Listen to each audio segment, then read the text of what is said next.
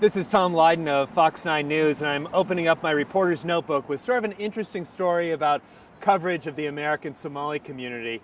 We are on day 4 of this mall massacre in Nairobi, looking for the local angle, of course.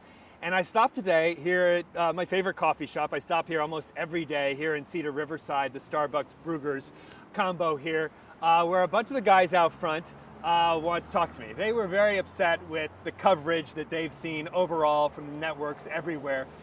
And they mentioned something that I've heard before, and that is, why does everyone being the media, talk to the same community leaders? Talking about Omar Jamal, the former Somali diplomat, Abdi Bihi, who is a community leader.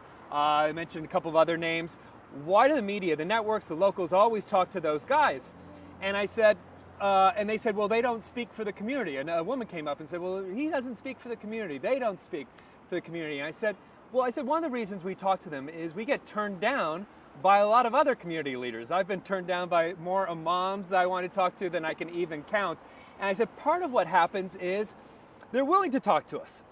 And the guy said, well, I'd talk to you. And I said, okay, well, how about now? Why don't you come on over here and we'll talk to you. He had some really interesting insights. He was a former military guy in Africa.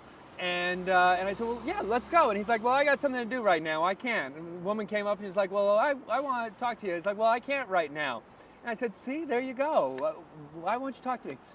You know, this isn't so much their issue, but it is our issue. And I think it's something we have to struggle to do better, to get a wider sample of public opinion in the American Somali community. 40,000 in Minnesota. There's obviously a huge breadth of opinions out there. I will say also, this has a cultural resonance for what goes on in Somalia. Obviously, ethnically made up of several different clans, and they all want to make sure that they are represented.